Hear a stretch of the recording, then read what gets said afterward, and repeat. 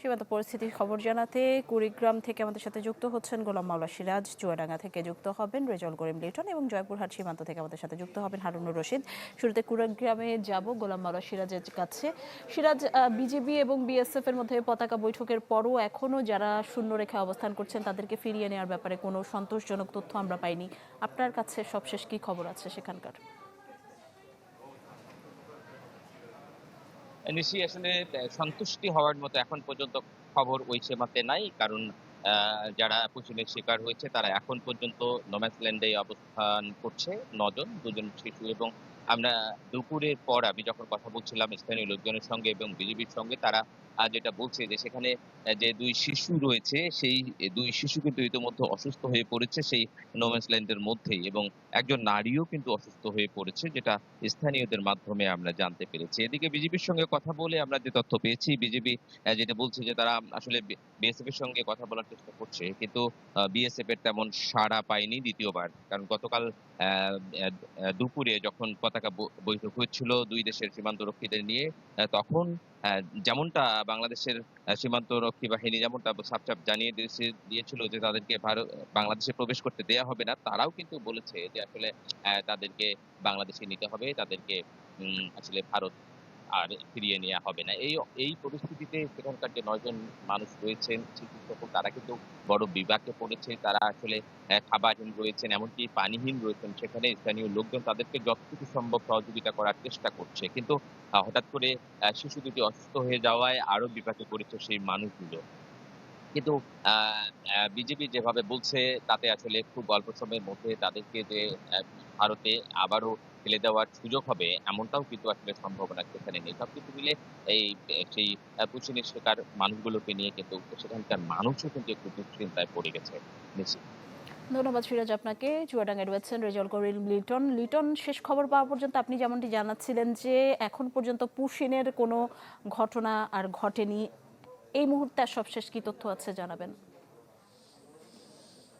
ভোগান্তি ভুলে চলে আসুন রিগালে, ওয়ারেন্টি সহ স্টাইলিশ কালেকশন নিয়ে রেডি রিগাল ফার্নিচার। নিশি, আপাতত গতকালের পর থেকে চুয়াডাঙ্গা সীমান্তে এখনো পর্যন্ত কোনো পুশিনের ঘটনা ঘটেনি। তবে আমার সহকর্মী গোলাম মাওলা সিরাজ কুড়িগ্রামের যে চিত্র তুলে ধরলেন, যে আসলে মানবাধিকার লঙ্ঘনের চূড়ান্ত সীমায় পৌঁছে গেছে ভারত। যাদেরকে ঠেলে দিচ্ছে এই শিশু, নারী, পুরুষ, তারা সীমান্তে খাবার পাচ্ছে না, পানি পাচ্ছে না। আর তীব্র গরম এই আবহাওয়ার মধ্যে তারা মাঠের মধ্যে, তারা ঝোড় জঙ্গলের মধ্যে পড়ে আছে এই অবস্থার মধ্য দিয়ে। তো আমি এখন যেখানে আছি, আমি একটা বিষয় আপনাকে জানাতে চাই। আপনি দেখছেন যে আমার পিছনে রেল লাইন, এবং এটি চুয়াডাঙ্গার দর্শনা রেলবন্দর। আমার ঠিক সামনেই ভারতের গেদে বন্দরের অবস্থান। একটি ট্রেন দাঁড়িয়ে আছে দূরে এই স্টেশনে। ভারতের গেদে একটু পরে বাংলাদেশে ঢুকবে ৪২টি ওয়াগন নিয়ে। তো এইরকম ভারত বাংলাদেশের সাথে কিন্তু তাদের ব্যবসা বাণিজ্য ঠিকই চালিয়ে যাচ্ছেন। এবং আপনি জানেন প্রায় $14 বিলিয়ন ব্যবসা ভারত বাংলাদেশের সাথে করে। এবং ঠিক এই পাশেই আপনাকে যদি দেখাই, এখান থেকে পাসপোর্টধারী যাত্রীরা ভারতে ভ্রমণ করছেন। এই ভ্রমণের মধ্যেও ভারতের উদ্দেশ্য আছে। আপনি জানেন যে ৫ আগস্টের পরে তারা কিন্তু ট্যুরিস্ট ভিসা এখনো দেয়নি। তারা আপাতত মেডিকেল এবং বিজনেস ভিসা চালু রেখেছে, সেটিও তাদের প্রয়োজনে। নিশি, একটা বিষয় আপনি জানেন যে বাংলাদেশ সৃষ্টির পর থেকেই, অর্থাৎ ১৯৭১ সালের মহান মুক্তিযুদ্ধের পর থেকেই ভারতের যে বিমাতা সুলভ আচরণ বাংলাদেশের সাথে, সেটি কিন্তু বাংলাদেশের প্রত্যেকটি নাগরিক পরতে পরতে তারা টের পাচ্ছে। এবং জানেন যে ভারত তাদের এই বিশাল যে এলাকা বাংলাদেশের সাথে কাঁটাতারে বেড়া দিয়েছে, এবং সেখান থেকে তারা ছুতোনাতাই নিরীহ বাংলাদেশিদের উপরে গুলি চালায়, ধরে নিয়ে যায়। দর্শনা সীমান্ত দিয়ে গত পরশুদিন একজনকে ধরে নিয়ে গেছে। তো সব মিলিয়ে আসলে আন্তর্জাতিক বিশ্লেষক যারা, তারা বলছেন যে বাংলাদেশের সাথে ভারতের যে আচরণটা, সেটি কোনোদিনই ভালো প্রতিবেশী সুলভ নয়, ভালো বন্ধু সুলভ নয়। অথচ আপনি জানেন যে বাংলাদেশের যারা হিন্দু সম্প্রদায় আছে, তাদের কারো বাবা ভারতে আছে, তাদের বাবা ভারতে আছে, তাদের কারো ভাই ভারতে আছে, আবার বাংলাদেশেও তাদের তাদের ছেলে মেয়ে বিবাহ দিয়েছে। এই যে দুটি দেশের এই যে পাশাপাশি অবস্থান, এই দুটি দেশের সংস্কৃতি, দুটি দেশের সামাজিক আচার আচরণ সব মিলিয়ে একটা বাংলা ছিল এক সময়। সেই বাংলার আবহ কিন্তু এখনো বদল হয়নি। অথচ ভারত, বিশেষ করে এই পশ্চিমবঙ্গ, তারা এই তাদের রাষ্ট্রের সরকার পরিবর্তনের পরেই, বিশেষ করে বিজেপি ক্ষমতা আসার পরেই তারা বাংলাদেশের সাথে যে বিমাতা সুলভ আচরণ শুরু করেছে, তাতে করে বাংলাদেশের জনগণের সাথে তাদের একটা সম্পর্ক ছিন্ন হচ্ছে। আপনি জানেন ভারতের প্রখ্যাত চলচ্চিত্র অভিনেতা, সঙ্গীত শিল্পী, তাদের অনেকের বাড়ি বাংলাদেশে পূর্বপুরুষরা। এমনকি নিশ্চয়ই আপনি জানেন ভারতের যিনি মুখ্যমন্ত্রী হয়েছেন বিজেপির, শুভেন্দু অধিকারী, তার বাড়ি ছিল বাংলাদেশের বরিশালে। তো এখন কিন্তু প্রশ্ন উঠছে যে ভারত যেমন বাংলাদেশিদের বা দাবি করে তাদেরকে ঠেলে দিচ্ছে পুশিন করে, এখন শুভেন্দু অধিকারীকে বাংলাদেশে এই পাঠানোর বা ঠেলে দেওয়ার দাবি উঠেছে। তো সব মিলিয়ে এই রকম একটা অবস্থা কিন্তু দুদেশের জনগণের মধ্যে তৈরি হচ্ছে। আসলে আন্তর্জাতিকভাবে এই বিষয়টি সমাধান করা দরকার বলে মনে করছেন বাংলাদেশের সাধারণ জনগণ। নিশি। লিটন, অনেক ধন্যবাদ আপনাকে। এই মুহূর্তে আমরা হারুনুর রশিদের কাছে যাব, জয়পুরহাট সীমান্ত থেকে যুক্ত হয়েছেন। হারুন, লিটন যেমনটি জানাচ্ছিলেন যে পুশিনের নতুন কোনো ঘটনা ঘটেনি, কিন্তু অনেক গুরুত্বপূর্ণ তথ্য আমরা তার কাছ থেকে জানতে পারছিলাম। আপনার কাছে জয়পুরহাট সীমান্তের সব শেষ কি খবর আছে? নিশি, চুয়াডাঙ্গা থেকে লিটন যেটি জানাচ্ছিলেন যে পুশিনে নিয়ে যে ঘটনাগুলো, তো জয়পুরহাটের চিত্রটা কিন্তু এখন এখানে ভিন্ন। জয়পুরহাটে কিন্তু বেশ কিছু সীমান্ত এলাকা, 26 কিলোর মতো, এই 26 কিলো সীমান্ত এলাকা কিন্তু বিজিবির দুটি দপ্তর, 14 বিজিবি এবং 20 বিজিবি এটিকে নিয়ন্ত্রণ করে।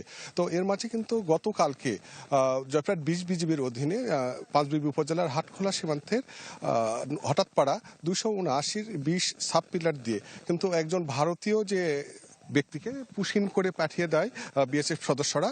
তো এরপর কিন্তু স্থানীয় যারা আছেন, স্থানীয়রা এসে সেই ব্যক্তিকে আটক রেখে বিজিবিকে খবর দেয়। বিজিবি কিন্তু পরে এসে সেই ব্যক্তিকে কিন্তু বিএসএফ ঠেলে দেয়। তো এরপর থেকে কিন্তু বিএসএফ সদস্যরা যে যেরূপ শূন্যরেখায়, সেই শূন্যরেখায় অবস্থান নেয় এবং বাংলাদেশ থেকে যে সাধারণ গ্রামবাসী এবং বিজিবি সেই সীমান্ত রেখায় মুখোমুখি অবস্থানে। তো এটা কিন্তু দিনভর সকাল থেকে একদম রাত 9টা পর্যন্ত কিন্তু একইভাবে যে একজন বৃদ্ধকে যে পুষিনের চেষ্টা করা হয়েছিল, তাকে কিন্তু সেই একটা জলাশয় আছে, জলাশয়ের মধ্যে তাকে ডুবিয়ে রাখা হয়, কখনো কখনো আবার বিএসএফরা তাকে উপরে উঠছেন। তো আমরা অনেক সময় সেখান থেকে দেখেছি যে সেই যে পুশিনে আটক যে ব্যক্তিটি, সে কখনো পানি চাচ্ছিলেন, কিন্তু বিএসএফ সদস্যের কাছ থেকে সে পানিও তারা পাচ্ছিলেন না। সেই যে জলাশয় আছে, জলাশয়ের পানি পান করার জন্য তাদেরকে বলছিলেন। তো এ সময় কিন্তু বিজিবি সদস্য আমরা বারবার বিএসএফকে লক্ষ্য করে বলতে দেখেছি যে তাদের শরীরে ব্যক্তি যদি বাংলাদেশি হয়ে থাকে, সেটা আইনগত ভাবে সেটি সেইভাবেই পররাষ্ট্র যে মন্ত্রণালয় আছে সেভাবেই কিন্তু তারা বাংলাদেশে তারা ফেরত দিবে। কিন্তু আমরা এই ব্যাপারে কিন্তু স্থানীয় যারা আছে তাদের সঙ্গে কথা বলেছি। স্থানীয়রা যেটি বলেছেন যে দিনভর তারা যে আটক পুশিনের যে ব্যক্তির শূন্যরেখায় অবস্থান করছে, সকাল থেকে কিন্তু রাত 9টা পর্যন্ত তারা বাংলাদেশের যে সীমান্তের এবং বিজিবির সাথে তারা ছিল, তারা অপেক্ষা করার পর হঠাৎ করে যে ভারতীয় সীমান্তে যে শূন্যরেখায় লাইট পোস্ট থাকে, সে আলোটি নিভে যায়। এরপর কিন্তু যে শূন্যরেখায় যে বৃদ্ধটি ছিল, তাকে বিএসএফ সদস্যরা তাকে ফিরে নিয়ে যায়। এরপর কিন্তু আবার কিছু পরে কাঁটাতারে বেড়া ভেদ করে আবার বাংলাদেশের সীমান্তে এসে কিন্তু আবার কিছু পুশিনের চেষ্টা করে এসে ভারতীয় সীমান্তটা কিনে গ্রামবাসীরা তখন কিন্তু সেটিকে রুখে দিয়ে প্রতিরোধ করে।